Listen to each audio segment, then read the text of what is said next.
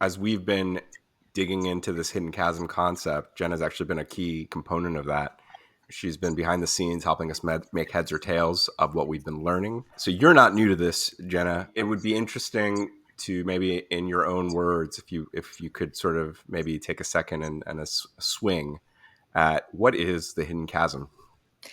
To me, the hidden chasm is the brick wall that an organization, usually an executive team, hits once they've kind of not like they're in the middle of the chasm. They hit this brick wall. And a lot of the times, the brick wall comes in the form of disappointing customers.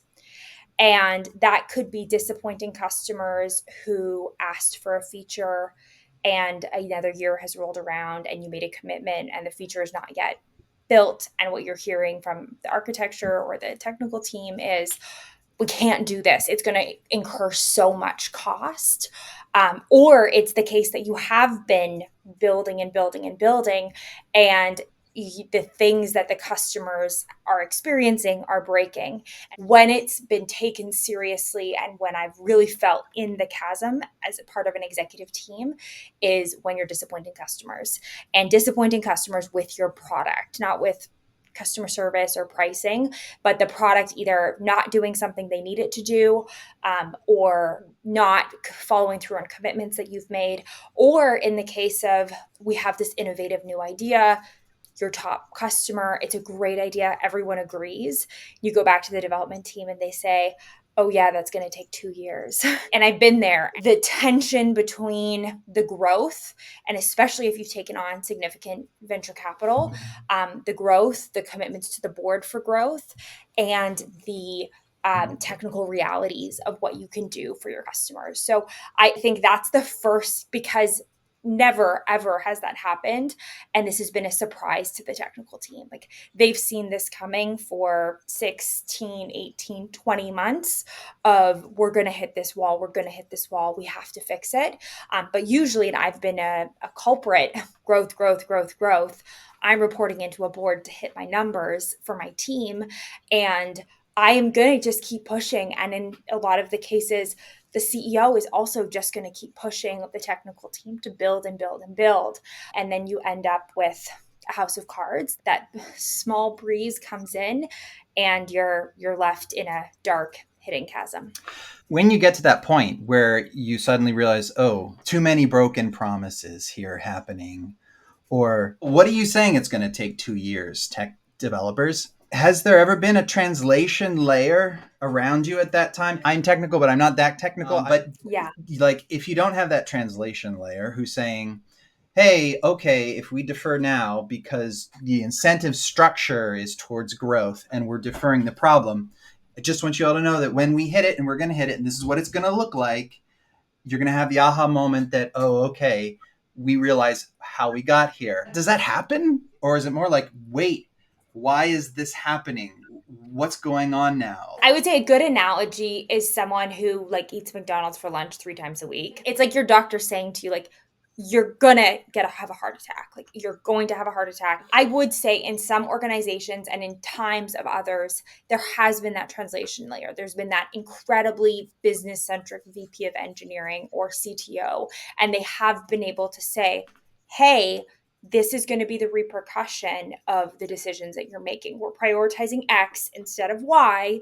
This is going to come. But just like we've seen with people, until you actually have the heart attack, it is very hard to change behavior based on, like, we devalue that future so much that current, in the case of McDonald's, like, oh, I really want a Big Mac, overrides any value of the future. The other thing that I think comes into play, which is hard, and I've seen this many times, is there's also a resentment that builds between the business side and the technical side of the organizations. So when you do hit that brick wall, I also think that is a hard part, because you have the technical team being like, told you so. Like, what did you guys think was going to happen? Then even if you have this incredibly business centric CTO, they're then dealing with a very unhappy team because this thing that they said was going to happen happened.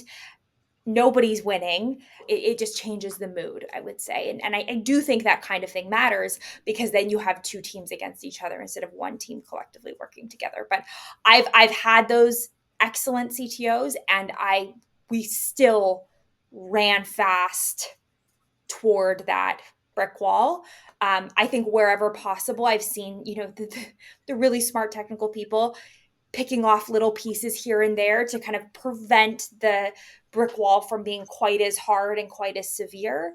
But almost always it takes that heart attack for people to actually clue in. One of the things I think that would be helpful is to the listeners and in general is, how in emotional intelligence books, they talks about actively being aware of what's happening, and maybe somebody who was in or is in the position you were in, helping them think through the immediate reactions. So in that moment, as you said, you weren't thinking about, oh, this is going to be a problem. You were reacting in the moment to however the situation was unfolding. So thinking back to that, I'm curious, what was your first instinct? So when somebody said, and you heard them say, we're going to have a problem, and, and obviously in hindsight, it was one, but yes, in that moment, knowing that you had you had the numbers that you were trying to hit that month, knowing, and maybe there was some, and there were other KPIs maybe that were happening. I don't know if there was any blame on sales as well. What was going through your mind in that moment, as opposed to sort of reflecting on it now? Yeah. I think if I'm being completely honest, in that moment, because this is not an isolated incident, but when that has happened to me, and who else can I talk to? Okay. And I think we get into that pattern of, when we don't like the answer, this is me being completely honest, Yeah. we replace the technical people, because we think this is a people problem. We don't think it's a technical problem. We don't truly understand the magnitude. And so I think that was always my first instinct of, who else could give me a different answer in that might, which tells you exactly why we ended up in this position, the problem kind of perpetuating, right? Because there's always someone within an organization that will give you the answer that they want, that you want to hear. So I think, in my most reactive state, that would have been what I would say. Taking a deep breath and counting to 10, I would have seen, going back into that situation, I think the key piece that I wish I had done is expanding the time horizon. And I think that's the culprit for a lot of these problems, is when the time horizon is too short, and when the KPIs are quarter to quarter, month to month, when the board is, looking at metrics on a very short time horizon, you end up doing things that are really going to hurt you down the road. From a financial perspective, that does matter, because your lifetime value of a customer decreases dramatically. If you have a customer for 3 years instead of 7 years, that's pretty big deal. So I wish I had expanded the time horizon. And I think as a leadership team, that's a really good way to think about things. And I think in startup world, that's hard, because you're usually working on a short time horizon. But just zooming out a little bit, I would have been able to see, okay, this is worth fixing now, because yes, it will make the customer unhappy for, this quarter, this year, maybe we'll even lose them. But that means I'm not going to lose the other 10 customers that we're acquiring right now, because we're going to solve this problem today. And in a year, the problem will be solved. So I think that was a big piece, was just how small the time horizons and the results we were looking for were. And in a startup, I don't know, and I think it happens at different phases, but when you've been bootstrapped and you've been, can we make payroll? Can we grow? Can we hire for 5 years? You raise VC, there does have to be a very intentional shift in the time horizons that you look at. And I think that continues to happen as the organization grows from, 10 to 100 million, 100 to 200 million. Maybe the time horizon it's not the only thing, but I I know that we can get trapped in thinking what got me here is going to get me out of this. And that's, I think, that the big trap that I've seen sales teams fall into, I've seen executive leadership teams fall into, is we just need to do more faster instead of saying we need to do this differently.